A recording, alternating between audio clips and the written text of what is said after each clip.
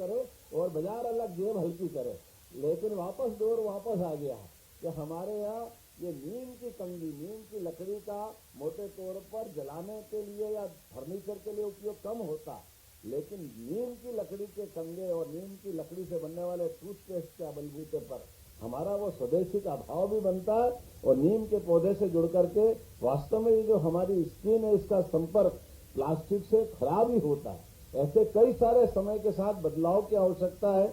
लेकिन आज ये मेले के उद्घाटन का अवसर है, बगैर खाए के लंबा चौड़ा भाषण दिलाना ये भी गलत बात है, थोड़ा संभलने की जरूरत। मेले में भाषणबाजी का क्या काम है? मेले का आनंद तो मेले जैसा है। और कितना अच्छा लगता है, अलग अलग प्रकार के भदोई के लोग अपने कालीन लेकर आ रहे हैं। और ये भारत की विशेषता है, हर जिला स्थान पर, हर छोटी छोटी जगह पर कितने कितने प्रकार से अपने यहाँ सारी व्यवस्था चलती बनती है। और कई जगह तो मैंने उदाहरण सुनाया था, हमारे यहाँ अकेला मिठाई से विदेशी व्यक्तियों का हथियार बना के बदला कैसे लिया जाता है, इसका उदाहरण इंदौर उज्जैन के पास का फतेहाबाद है।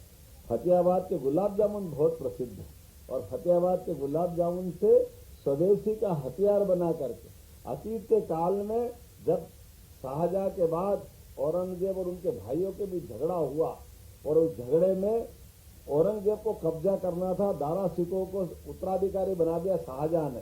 तो ऐसे समय पर वो जब औरंगजेब को ये मालूम पड़ा कि दारा सिकोह को उत्तराधिकारी बना के डिक्लेयर कर दिया, वो औरंगजेब अपनी औरंगाबाद से सेना लेके निकला। उज्जैन के पास बहुत बड़ा युद्ध हुआ। उस युद्ध में दारा सिकोह की सेना की हार हुई और औरंगजेब की सेना जीती। तब तक वो 4 भाई थे। औरंगजेब इतने तेज थे कि उन्होंने एक भाई को अपने साथ मिला लिया और उसकी सेना और ये सेना मिलकर के दिल्ली के पास, आगरा के पास भीषण युद्ध हुआ। तो दारा सिकोह को मारा, दारा सिकोह की सेना को हराया। पर ये क्या लोग होते, ध्यान में आता कि उनने बाद में अपने भाई जिसको साथ में लेकर रखा था उसको दारू पिला पिला के मार दिया।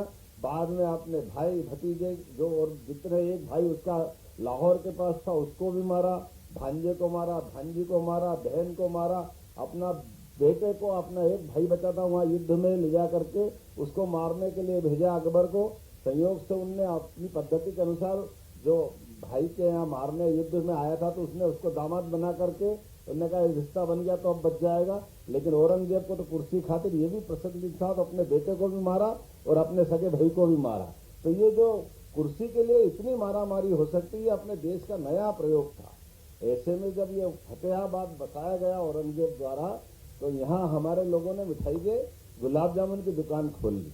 सबके लिए फतेहाबाद के गुलाब जामुन बहुत प्रसिद्ध है। लेकिन ये आप ध्यान देना कि गधे गुलाब जामुन खा रहा है, ये मुहावरा भी वहीं से चला है कि पहली बार दिल्ली में बैठने वाला कुर्सी के आधार पर अपने भाई को, भतीजे को, बहन को, भांजे को, भांजी को सबको मारे और कुर्सी पे बैठे। ये उदाहरण वहां था, लेकिन स्वदेशी के आधार पर गुलाब जामुन भी कहां से कहां चल गया, ये उदाहरण भी अपने देश के अंदर बना है। तो दुनिया के अंदर होने वाले कोई बदलावों में ऐसे कई आनंद और विनोद के आधार पर भी स्वदेशी के लोग रास्ता निकाल लेते हैं। मैं आज अपनी ओर से पुनः स्वदेशी के इस भाव के आधार पर, क्योंकि मुझे मालूम है इसी स्वदेशी के बलबूते पर चीन ने भी कई सारे प्रकार से 20-25 साल में कहां से कहां चला गया, लेकिन वहां का शासन तंत्र अलग प्रकार का, इसलिए उन बहुत सारी बातों पे अपन बोले अपनी दुविधा हो जाएगी। लेकिन हमको समझना इतना ही पड़ेगा, आज के दौर में किसी देश को आगे बढ़ने के लिए, आज के दौर में सभी क्षेत्रों में भारत की सनातन संस्कृति